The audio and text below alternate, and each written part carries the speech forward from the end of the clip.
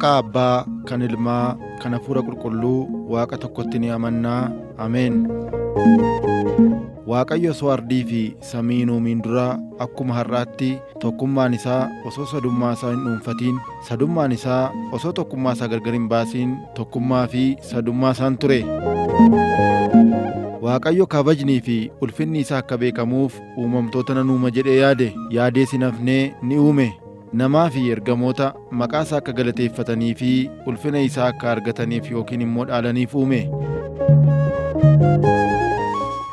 Uumama kanarraa hafan garuu yaadannoodhaaf, dinqisiifannaadhaaf, lakkoofsaaf akkasumas nyaataaf uume. Waaqayyo guyyaa jalqabaarraa hanga guyyaa ja'affaatti uumamni inni uume lakkaawamee hin dhumu. Haa ta'u malee akkaataa makaakuu yookiin gosa isaaniin tokko jedhanii yoo lakkaa'an uumama 22 ta'u. Kunis kitaaba Kuffaalee boqonnaa 3 lakkoofsa 9 irratti barraa'ee jira. Waaqayyos nama uumee hanga Nohi jiraachise. Bara Nohi garuu namni cubbuu hamtuu waan dalageef maatiin Nohi 8 qofti lafa kanarratti hafanii dhalli namaa hundumti bishaan badiisaatiin fudhatamanii.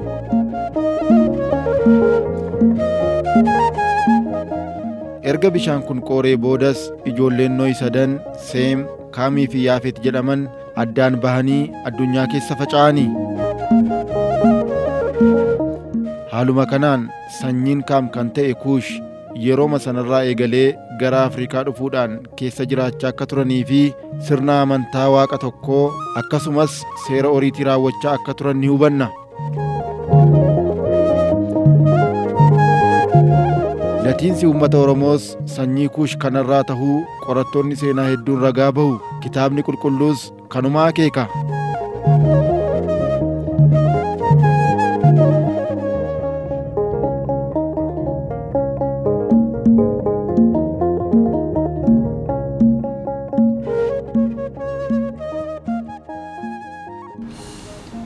Daakun Dr. Naimii Fayyisaa hundeessaa waldaa duukaa bu'ootaa fi barreessaa kitaabolee Hafuuraati.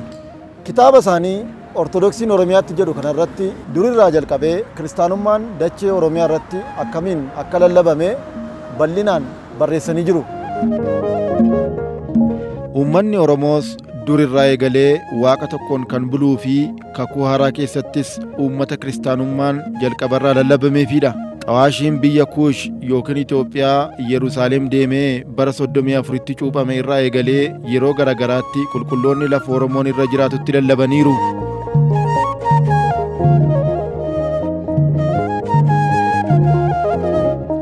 Bara moototni Aksum lamaan Abrahaa fi Asbahaan mo'atanitti ammoo kiristaanummaan amantaa mootummaa Aksum waan ta'eef Aksum giddugaleessa isaanii taasifachuun moototni kun gara biyyoota garagaraa deemuudhaan hojii bulchiinsa biyya lafaa caalaa akkuma abboota qulqulloota kaanii Abbaa Salaamaa Phaaphaasii jalqabaa kan Aksumii fi kan Itoophiyaa qabachuudhaan hojii amantaa babal'isuu adeemsisaa waan turaniif iddoo isaan deemaa turan keessaayis tokko giddugaleessaa fi kibba biyya keenyaa yeroo ammaa waan ta'eef hambaaleen seenaa kiristaanaa hedduun Oromiyaa keessatti akka jiraatan taasiseera.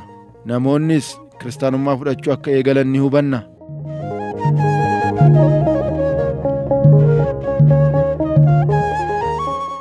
Keessattuu Salaalee keessatti iddoowwan akka holqa Mikaa'ela Qarree Gohaa, Maariyaamii Qarree Gohaa, Dhalataa Maariyaamii fi kan kana fakkaatan baruma mootota kana keessa akka hundeeffamanii fi Abbaa Salaamaa Phaaphaasii jalqabaatiin akka eebbifaman barreeffamoonni nu hubachiisan jiru.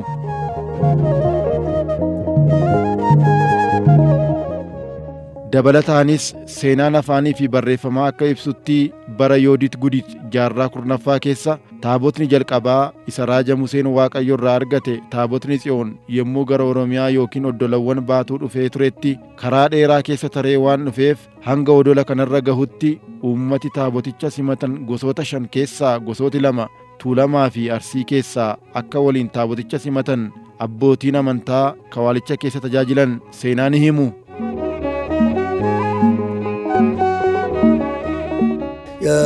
አገቡት ደግሞ ትግሬ፣ አማራ፣ ጉራጌ፣ ስልጤ፣ ኦሮሞ ይላል። ይሄ አምስቱ ብሔረሰቦች ነው ከገቡ እዚህ አንድ ቋንቋ የፈጠሩት። ሰቦኒ ገረ ከዋለ ኪን ገዳሚ ከና ታቦተ ጽዮን ወሊን ዱፈን ኦሮሞ፣ ትግሬ፣ አማራ፣ ስልጤ ፊ ጉራጌ ዮታን qooqni saboota shanan kanaa wal makuun afaan Zayi jedhamu uuman.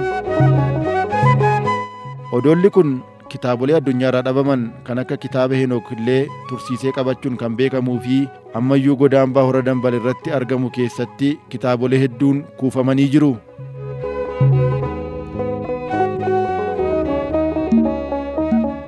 Taabotni ajaa'iba gurguddaa raawwatan kan akka qullubbii Gabreeliis kawaala godina Arsii aanaa Zuwaay Dugdaa keessatti argamu kana keessaa kan argamanidha.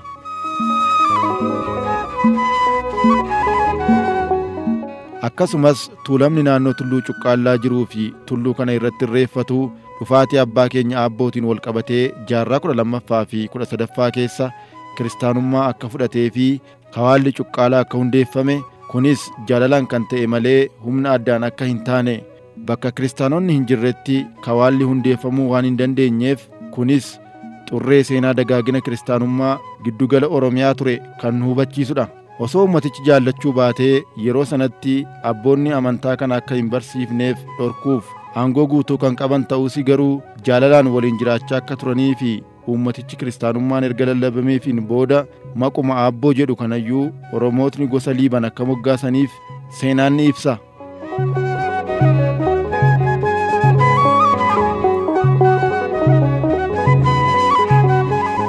Lallaba kiristaanummaa duras ta'e booda iddoon kun tulluu Waaqayyoo jedhamee beekama. Gama jaarraa 12ffaa fi 13ffaatti yommuu deebinu immoo qorannoowwan seenaa Hantingford, Arab Faaqii fi Taaddasee Taambiraat qabsuura abbaa Takla Hayimaanoot eeruudhaan Oromoo Tuulamaa biratti bal'inaan kiristaanummaa fudhachuun kan eegalame bara 1140tti yoo ta'u, hanga bara 1323tti Tuulamni harka caalu hordoftoota amantaa kiristaanaati.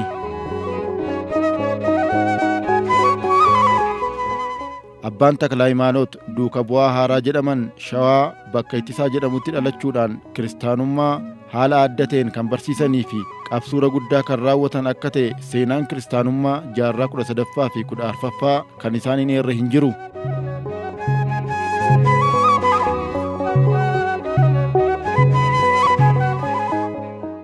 Abbaa Takla Hayimaanootii fi bartoota isaanii 12niin kiristaanummaan biyyattii guutuutti babal'atee kan ture ta'uu ni hubanna.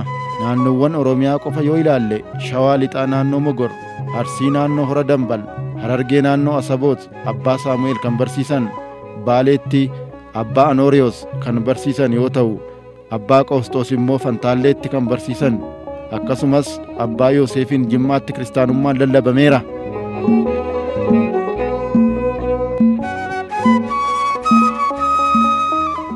Tuulamni kiristaanummaa erga fudhatee turus aadaa isaa amanticha waliin wal simsiisee osoo hin dagatiin hanga har'aa kan ga'e yoo ta'u, irreechi Tuulamaa Hora Arsadeetti taasifamu naannoo amantaawwan biroo itti babal'atan caalaa naannoo kiristaanummaan Ortodoksii itti babal'atee jirutti hanga yoonaa jiraachuun isaa ragaa olaanaadha. Gama biraatiin jaarraa 14ffaa keessa kan jiraatanii fi kitaaba Sa'ataatii kan barreessan Abbaa Giyoorgis Ishangaasiccaa haati isaanii Oromoo ta'uu seensi kitaaba Sa'ataatii ni ibsa. Kunis Walloo, Bootar, Walqaatti kiristaanummaan yeroo sanatti kan jiru ta'uu agarsiisa. Egaan seenawwan kun hundi hanga jaarraa 14ffaatti kan turedha. Hanga jaarraa 19ffaatti uummanni Oromoo kiristaanummaan bifa duuka bu'ummaan kan lallabamee fi jaalalaan fudhachuun aadaa fi duudhaa isaa kabajee jiraachaa ture. Jaarraa 19ffaa kaasee garuu bakka tokko tokkotti adeemsa addaa qabaate. Hundeessaan waldaa duuka bu'ootaa fi barreessaan kitaabolee hafuura'oo Daaqoon Dr. Nahimii Fayyisaa jaarraa 19ffaa booda kiristaanummaan akkamiin dachee Oromiyaa irratti akka babal'ate ibsu. Babal'inni kun itti fufee garuu amala addaa qabate jechuu dandeenya jaarraa 19ffaa keessa. Kunis jijjiirama mootummaa giddugaleessaatiin wal qabate jaarraa 19ffaa irraa haalumti biyyattiyyuu bulchiinsi duraanii fi bulchiinsi jaarraa 19ffaa garaagarummaa waan qabaachaa tureef sanaan wal qabatee gaafa biyya tokkummeessuu jedhamutti deemamu sirna mootummaatiin caalatti amanticha waan wal qabsiisanii turaniif isuma sana gama mootummaatiin kallattiiwwan jiran sana gara lallaba wangeelaa kanattis fiduu kan barbaadanii fi kallattii sanaan deemamaa waan tureef egaa namoonni amanticha fudhatan jiraatan iyyuu karaan itti fudhatan garuu lallaba gadi fageenyaa barumsa gadi fageenyaatu ture jechuun nama rakkisa jechuudha. Jaarraa 19ffaa jaarraa 20ffaa keessa tajaajilli kun afaanii sabaa fi sablammoonni dhagaaniin kennamaa hin turre jechuudha. Bal'inaan kennamaa hin turre afaan tokkoon kennamaa ture. Kun immoo namoonni wangeelaa akka hin hubanne seenaa amantichaa akka hin beekne seenaa abbootaa akka hin beekne taasisee jira jechuudha. Gootonni Oromoo hedduunis amantaa kana jaalalaan qabachuudhaan diina biyyarraa qolachaa turanii. Akka fakkeenyaattis yoo ilaalle Jeneraal Taaddasaa Birruu, Leetanaal Koloneel Abdiisaa Aagaa, Garasuu Dhukii, Baalchaa Saafoo, Asaffaa Shaaroo Lammiitii hanga Hacaaluu Hundeessaatti amantaa Ortodoksii hordofaa turanii. Manni kiristaanaa Cafoo Qulqulluu Gabri'eelii kan argamu aanaa Wolisootti. Mana kiristaanaa kanas kan ijaarsisan gooticha Garasuu Dhukii yoo ta'an, awwaalli isaaniis achuma mana kiristaanaa kana keessatti argama. Jaalala gootonni Oromoo amantaa Ortodoksiif qaban kanumarraa salphaatti hubachuu dandeenya.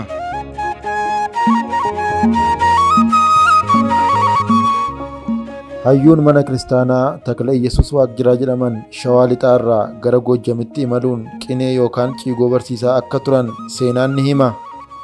Maqaan abbaa isaanii Waaqjiraa jedhama. Maqaan haadha isaanii immoo Galaanee jedhamti. Abbaan keenya kun bara 1860 Shawaa Lixaa Gudar yookaan immoo Kuttaayetti kan isaan dhalatanii. Bara 1871tti yeroo duulli Adaal geggeeffame Yelemtuu Goshuu kan jedhu lola sana irratti hirmaatanii turan. Yeroo lola sana irratti hirmaatanii Shawaa Lixaa kana Gudar iddoo jedhamu kanaati ijoollee nama 8 fudhataniitu gara Goojjamitti gara Dabra Tsimmunaatti deebi'an.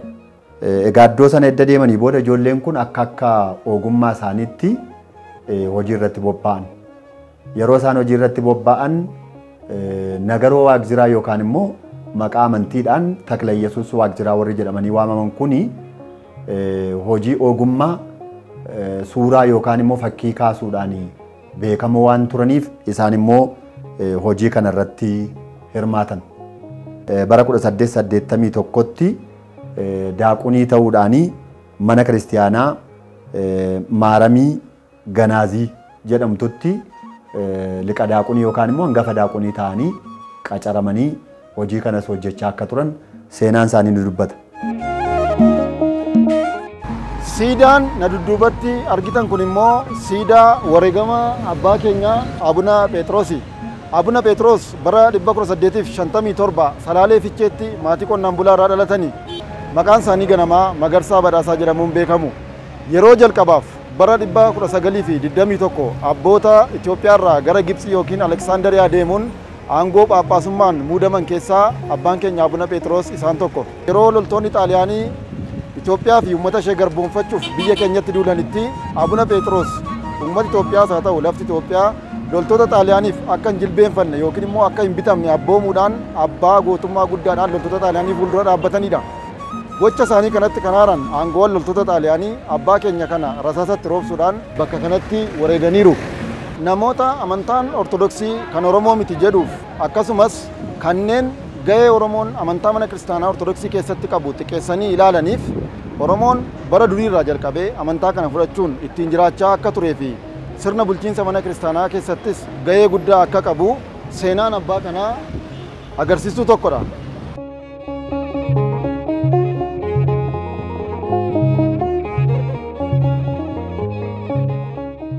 Kiristaanummaan haala kanaan Oromiyaa keessatti babal'atus tajaajillichi afaan Oromoo giddu galeessa waan hin godhannee fi akkasumas hawaasa Oromoo naannoo manneen kiristaanaa jiraatan aangoo lubummaa hanga phaaphaasummaatti bal'inaan caasaa mana kiristaanaa keessatti waan hin hirmaachisneef rakkoowwan gurguddoo amma agarru kun akka dhalataniif bu'uura ta'eera.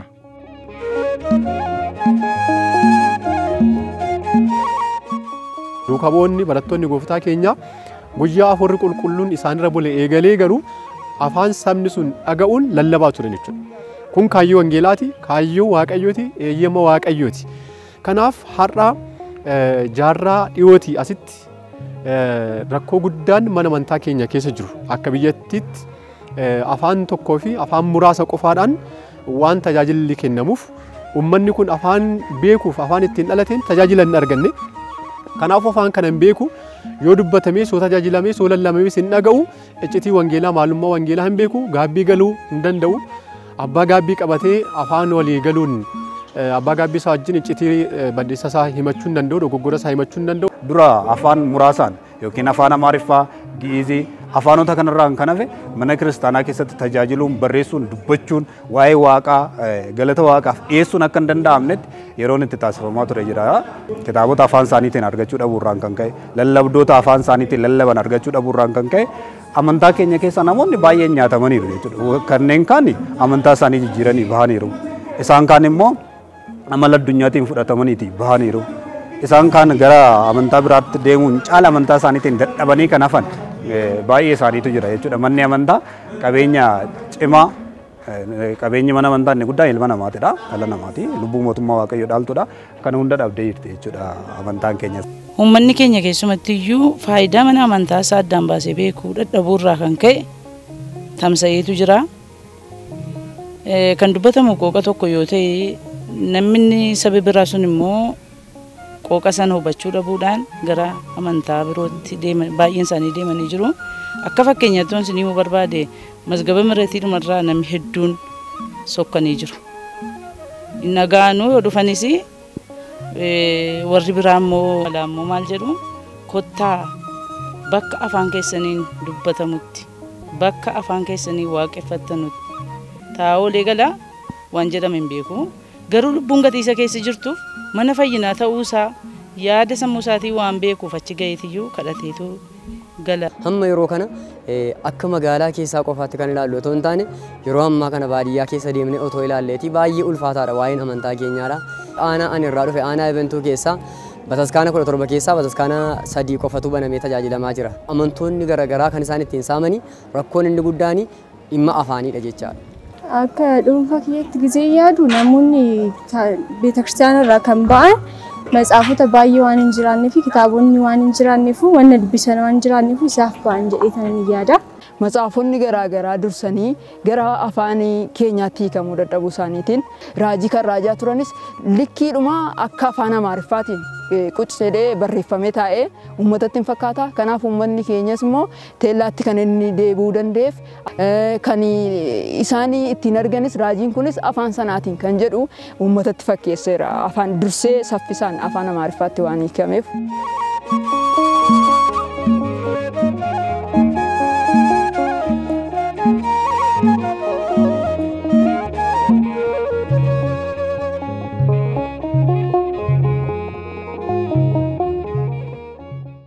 Amma kanan argamu magaalaa Finfinneerraa kiiloomeetira 60 fagaadhee aanaa Barrakitti. Manni kiristaanaa kun mana kiristaanaa Dirree Misraachoo Qulqulluu Gabreelii Burraa Alaltuu jedhamuun beekama. Manni kiristaanaa kun tajaajila gahaa dhabuurraan kan ka'e erga cufame waggaa tokko ol ta'eera. Kiristaanonni qubaan lakkaa'aman ammayyuu mana kiristaanaa cufamee jiru kana salaanfataa jiran miira baay'ee nama gaddisiisuun dhaamsa keenya kana obboloota kiristaanotaa biraan nu gahii naan jedhan. Dhaamsi obboleeyyan kiristaanaa jaalatamtoota mana waaqayyootitti bulanitti dhaammannu tajaajila yookaan luba dhabuudha, barumsa dhabuudha, margeetaa dhabuudha. Kanaaf jaalatamtoonni mana waaqayyoo bakka jirtanitti kiristaanni hundi lubaa fi margeetaa nu qaxartanii hawaasni ganda kana keessaa barumsa dhaban kun barumsa argatanii gara mana amantaa kanatti akka nu deebi'anidha.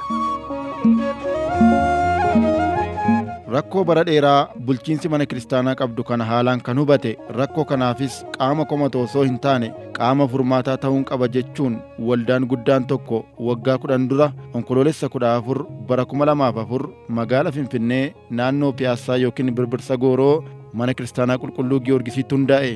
Waldaan kun waldaa duuka bootaa jedhama. Akkamiin hundaa'e? Daaqun Dr. Nahimii Fayyisaa haala yeroo sana ture ibsu. ummati keenya afaan kanaan beekuu qaba.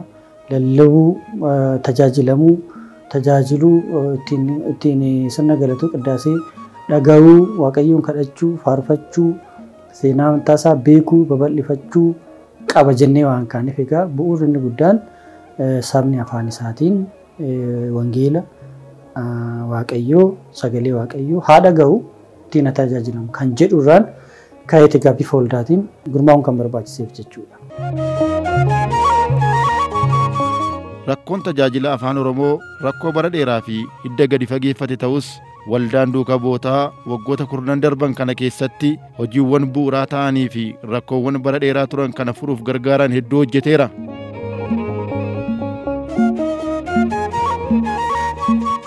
Gama kitaaboleetiin yoo ilaalle waldaan kun hojiiwwan jajjaboo lama hojjetaa ture hojjetaas jira. Kan jalqabaa kitaabolee sirni mana kiristaanaa ittiin gaggeeffaman afaan Amaariffaa fi afaan Giizii irraa gara afaan Oromootti hiikuudha. Hanga ammaatti kitaaba Sinkisaaraa kutaa jalqabaa fi kutaa lammaffaasaa, kitaaba amantaa abbootaa, kitaaba cuuphaa fi takliilii, galata maariyaamii, walharkaa fuudhiinsa sirna galatoo, galmee kadhannaa fi kitaaba jecha labsii yookiin qaala awaadii gara afaan Oromootti kan hiike yoo ta'u, kan lammataa ammoo kitaabolee haaraa qopheessuudha. Hanga yoonaatti kitaabolee haaraa qophaa'an yoo ilaallu kitaaba koorsii bu'uuraa, kitaaba yaadannoo qulqullootaa, kitaaba mallattoolee bara xumuraa, barroo yookiin matseetii sagalee dhugaa jedhu lakkoofsa 1 hanga 5 fi kitaaba sirna gaa'elaa akka haaraatti kan qopheessedha.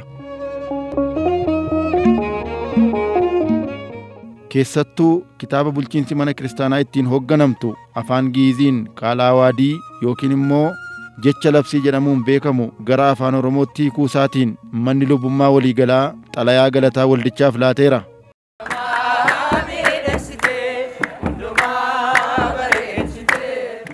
Kana malees magaalaa Finfinneetti ayyaanota addabaabaayii lamaan manni kiristaanaa kabajju ayyaana masqalaa fi ayyaana cuuphaatti gamtaan hirmaachuun faaruu afaan Oromoon waaqayyoon galateeffachaa hanga dirree cuuphaa fi addabaabaayii masqalaatti imalu.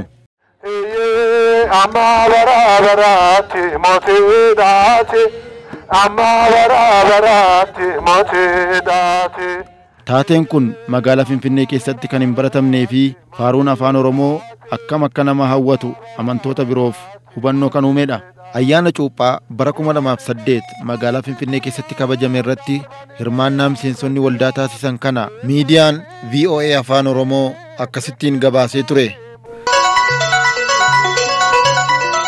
Ayyaanni cuuphaa guyyaa har'aa hordoftoota amantaa Ortodoksiitiin sirna ho'aadhaan kabajamee oole. Waldaan duuka bu'oota jedhamu kan waldaa Ortodoksii waldaan Oromiyaa keessatti tajaajila hafuura afaan Oromoo kennu Finfinnee keessatti kaleessa ayyaana jala bultii Kataaraa irratti ammoo ayyaana cuuphaaf Finfinnee bakka hurufa boombii yookaan jaan meedaa jedhamutti yeroo jalqabaaf sagantaa afaan Oromootiin haala gurmaa'een hirmaateera. Yeroo jalqabaaf taabota maaramii kiiloo 5 kabajuudhaan faarfannaa afaan Oromoo fooyyaa aadaa uffatanii hanga hurufa boombiitti deemaniiru. Seenaan kun baay'ee kan nama gammachiisu ta'uu karaa feesbuukii gurmuu kanaa beeksisameera.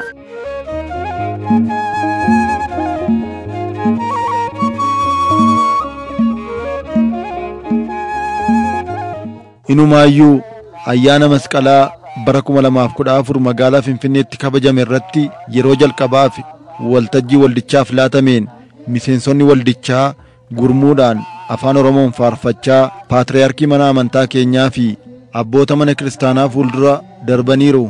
Kun immoo tajaajilli waldichi kennaa jiru abboota mana kiristaanaa biratti daran akka beekamuuf carraa guddaa uumeera.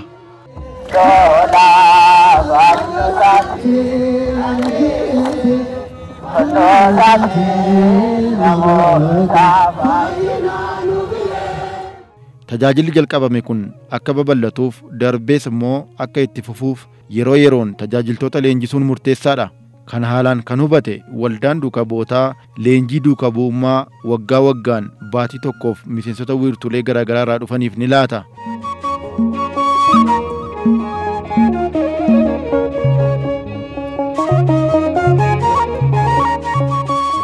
Egaa kun hundi kan dhufe rakkoodhuma jiru kaasuun ta'anii guungumuurra cichoomina guddaadhaan hamma humnoo fi dhagaa furmaataaf ta'u darbachuudhaani.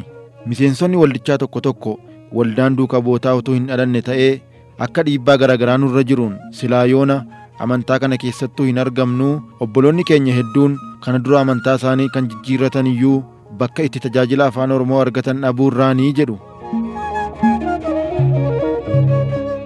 Amma kana dura afaan kootiin tajaajiluus haga kanan turre garuu ergan wiirtuu kanatti dhufeeti waldaa duuka bu'ootatti ergamma kamee barumsa koorsii fudhachuu jalqabeeti afaan kootiin barumsa tajaajilamaan ture.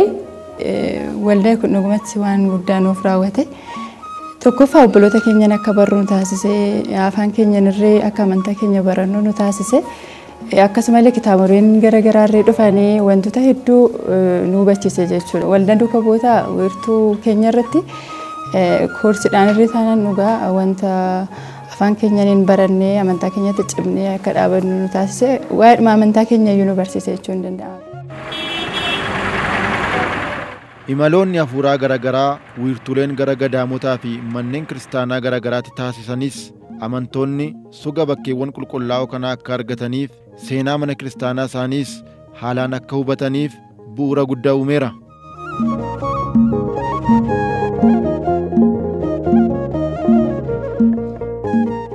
Waldichi waggaatti al tokko agaappee yookaan sagantaa maaddii waliin qooddachuu ni qopheessa. Kun immoo miirri obbolummaa fi jaalalaa miseensota gidduutti akka dagaaguuf sababa ta'eera. Tajaajilli waldaa duuka bu'ootaa biyya keessatti qofa kan daangeffame miti. Kiristaanota jireenya injifachuuf biyyoota Arabaa garaagaraa keessa hojjetaniif wiirtuulee hundeessuun teeknooloojiitti fayyadamee toora oonlaayiniitiin barumsa koorsii bu'uuraa ni barsiisa. Gurmaa'anii akka tajaajilaniifis ni jajjabeessa. Fiqaaduu Hordofaa hojii gaggeessaa waldaa duuka bu'ootaati. Wiirtuulee biyya alaa kanas abbummaan hordofaa ture. Miseensota wiirtuulee biyya alaa kanaaf tajaajila waldaan kennaa turee fi sochii isaan gochaa turan nutti hima. Tajaajila baay'ee laannaa manni kiristaanaa keenya barumsa mataa ishee qabdi. Barnoota ishee keessaa inni tokko koorsiidha. Koorsiiwwan kana yoo xiqqaate koorsii 12 walitti barsiisna jechuudha. Seensa barnoota amantaarraa kaasee seera uumamaa jecha iccitoota 7 iccitii 5 jecha koorsiiwwan manni kiristaanaa kana hin kenna. Kan biraa kan nu kenninu lallabadha. Lallaba kanas akka lamaan kenna. Inni tokko haala wayitaawaa ta'een kana gaafa jennu fakkeenyaaf tsooma faasikaa keessa jirra yoo ta'e waa'ee tsooma faasikaa sanaa jechuudha. Waan yeroo sanaa ilaallatu, waan guyyaa sanaa ilaallatu hin kenna. Haala jireenya gaabbii namoonni dhumni keenya, dhumni kiristaanummaa gaabbii gallee fooniif dhiiga gooftaa fudhachuu waan ta'eef namni gaabbii akka galuu fi namni lapheensaa gara waaqayyootti akka inni deebi'uu fi lallaba hin kenninaaf jechuudha. Kan biraa tajaajilli nu kenninu qo'annaa faaruuti. Warri biyya alaa kan haa jiraatan malee yeroo biyya keessa turanitti miseensa mana sanbataa kan ta'an dandeettii faaruu kan qaban hin jiru.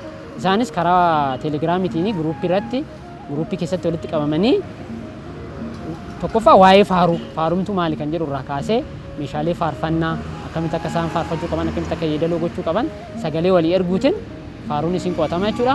Inni biraa isaan kan isaan qabaachuu qabanii fakkeenyaaf kiristaanni guyyaatti yeroo 7 kadhachuu qaba akka kiristaanatitti.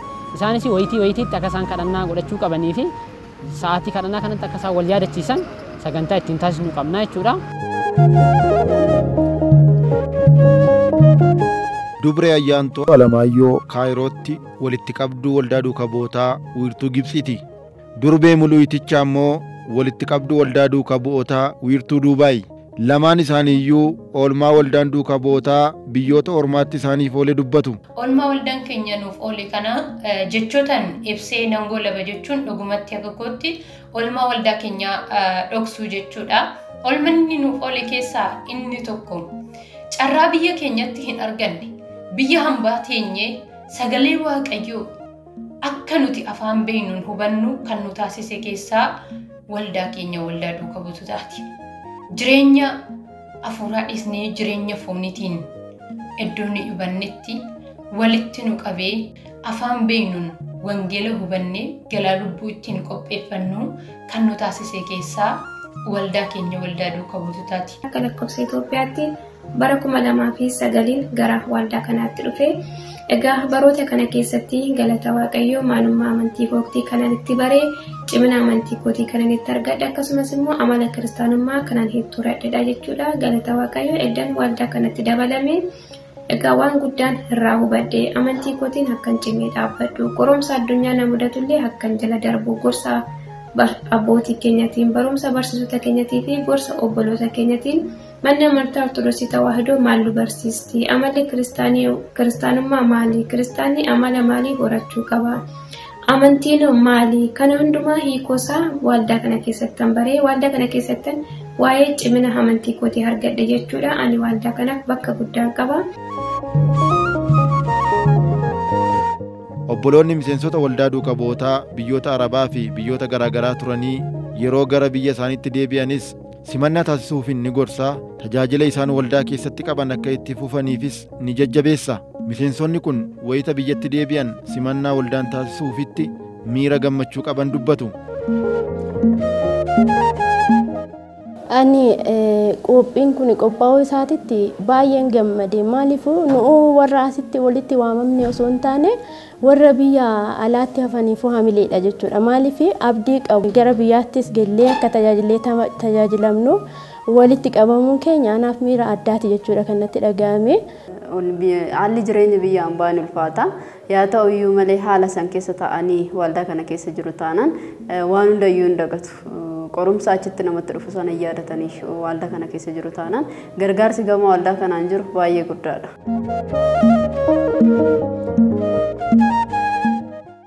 Bakkuma bakkatti biyyuma biyyatti godina godinarratti hojii baay'ee hojjechaa jirtu. Kanuma caalarree hojjechuu sinirra jira.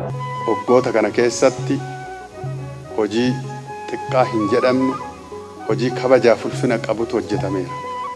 Isin dhukkuba amma jiruuf qoricha taatanii warra argamtanidha. Bara sodaachisaa kana keessatti immoo waldaan duuka bu'ootaa kun kiristaanota walitti qabanii ijoollee babbadan illee kakaasanii walitti qabanii kaka'umsa akkasii godhanii barsiisuu isaanii baay'ee na gammachiisee jira. Waliin taanee harka wal qabannee ammas jabaannee kan kana caalu akka hojjennuuf hawwii guddaan qaba. Waldaan guddichi Oromiyaa waldaan duuka bootaa hojiiwwan jajjaboo kana yeroo hojjetu karaan hunduu mijataa ta'ee fi bulchitoonni mana kiristaanaa aluma tokkotti gaaffii waldichaa fudhatanii eeyyamamoo tahanii miti. Tajaajilli waldaa duuka bootaas kan ga'e ari'atamuudhaan, hidhamuudhaan, biiroo waldichaa saamamuu fi hanga aarsaan lubbuun wareegamuu itti kaffalameeti. Abbaan keenya lubni Phexros abbaa waldicha keessatti hojii guddaa hojjechaa turanidha. Yaa'iiwwan afuuraa bakka garaagaraatti qophaa'u irratti wayita waldaan isaan ergu nuffe dadhabee osoo hin jenne lallaba wangeelaan akkasumas sirna galatoo afaan Oromootiin gaggeessuun amantoota tajaajilaa turani. Kan guddaa gootoo waaqayyo gooftaa keenyaa siin galanni ni ta'a. Dabalee jecha wangeela kee qulqulluu laphee keenya akka barreessituuf si galannaa. Gooftaa keenya Yesuus Kiristoos karaa inni ittiin nu seenu karaa haasaa keessatti kadhannaa keenya fudhadhu.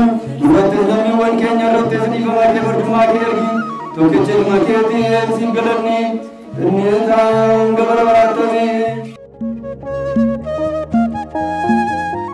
Manuma kiristaanaa tokko keessa waliin dhaabbachaa sirnuma galatoo tokko waliin hirmaachaa fooniif dhiiga gooftaa tokkotti waliin dhiyaachaa qaamoleen mana amantaa da'oo taasifachuun siyaasa mataa isaanii daldalanii fi jibbiin saamaa tajaajila afaan Oromoo irraa qaban garuu abbaan kun tajaajila afaan Oromoo kanarraa akka of qusataniif akeekkachiisuu irra darbee hanga doorsisa garaagaraa irraan gahutti adeemaa turanii.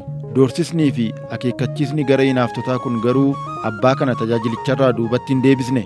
Akkuma qulqulluu Istifaanos dhagaa akka bokkaatti itti roobsuun Ayihudoonni bara sanaa wareegan, lubni Phexrosis Ayihudoonni mana kiristaanaa keessa mandheeffatan dhagaa itti roobsuun wareegamummaaf isaan ga'ani. Onkoloolessa 14 bara 2013 guyyaa yaadannoo hundeeffama waldaa duuka bootaa waggaa 9ffaa sana lubni Phexrosis tajaajila kanaaf aarsaa lubbuu kaffaluun wareegamummaan addunyaa kanarraa boqotanii.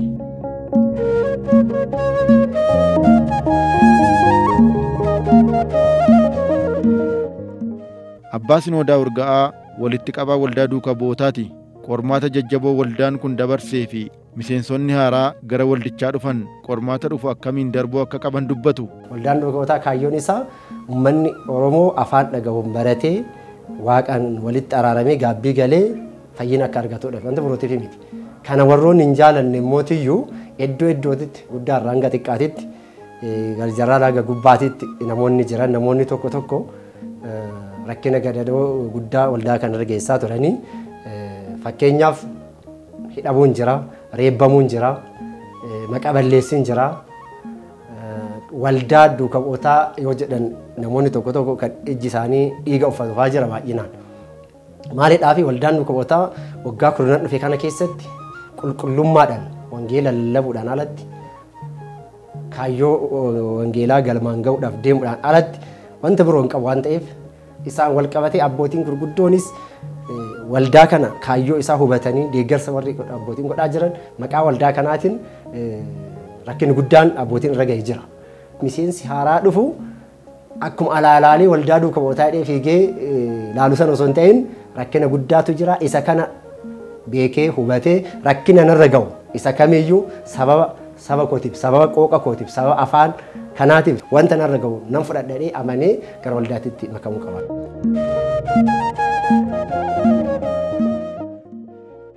Waldaan duuka bu'ootaa beekamtii tajaajilaa guutuu Oromiyaatti mana lubummaa waliigalaa irraa argachuun isaa immoo waldaan kun daran wiirtulee fi dameeleensa akka babal'atuuf sababa ta'eera. Maarree sochiiwwan tajaajilaa wiirtuleen garaagaraa taasisanii fi tajaajillichi miidiyaatiin irratti hojjechuun barbaachisaa ta'ee waan argameef sagantaan garaagaraa qabiyyeensaa barsiisoo ta'an karaa yuutuubii waldichaa fi TV OCN'n dabarsuun eegalamee jira. Akkam jirtu hordoftoonni amantaa Ortodoksii Tawaahidoo akkasumas miseensota waldaa duuka bu'ootaa bakka garaagaraa jirtan nageenyi Waaqayyo bakka isin jirtanitti isiniif haa ta'u. Kun bara haaraa sababeeffachuun qophii addaa waldaan duuka bu'ootaa qopheessee karaa TV OCN fi yuutuubii waldaa keenyaan isin biraan ga'udha. Walitti qabaan waldaa duuka bu'ootaa abbaan keenya Qomoos Abbaa Sinoodaa Urga'aa miseensota waldichaa fi kiristaanota maraaf akkasumas deeggartoota waldaa duuka bu'ootaaf dhaamsan qabaa jedhu. Tokkoffaa irratti miseensa waldaatii fi waldaa kana galma yaadisan hanga inni gahutti buusii miseensummaa isaa osoo hojjaan hin kutin akka itti fufuun jedha. Miseensa waldaa warri hin ta'in garuu yeroo baay'ee maqaa waldaa duuka bu'ootaa kan dhaga'an tokkoffaa. Lammaffaa irratti immoo tiyyuu iddoo kamittiyyuu sabni isaanii afaan dhagahuun baratee cubbuurraa gargar bahee waaqaan walitti araaramee gara mana amantaatti deebi'ee nagaadhaaf iyyuu uummanni sagalee waaqaa dhagahuu qabaata. Isaan sagalee waaqaa dhaganii hubatanii gara mana amantaatti waaqatti deebi'uuf carraaqaa jiran kanaaf abbootiin qabeenyaa waan qabaniin waldaa kana osoo gargaaranii. Fakkeenyaaf waldaa nama biiroo kiraa keessa jira. Biiroo kiraa kana keessaa bahee garuu biiroo ofii ijaarrachuudhaaf tattaaffii godhaa jira. Abbootiin qabeenyaa quuqama saba isaanii kan qaban, quuqama afaan isaanii kan qaban, uummanni koo afaan dhaga'uun sagalee waaqaa haa baratu jedhee abbootiin qabeenyaa kan fedha qaban waldaa kana maddii dhaabbachuudhaan yaadan ta'uu danda'a, qarshiidhaan ta'uu danda'a. Waan humni isaanii danda'een waldaa kana osoo deeggaranii. Lammaffaan suuqii iddoo itti kireeffatu dhabee waldaan duuka bu'ootaa biiroo keessatti suuqii isaa akka gaggeessaa kan jiru. Kanaadhaaf abbootiin qabeenyaa kan Oromoo ta'an Oromoos ta'uu baatanii garuu quuqama afaan kanaan uummanni baratee mana isaatti amantaatti haa deebi'u warri yaadu hundi isaa deeggarsa osoo godhe.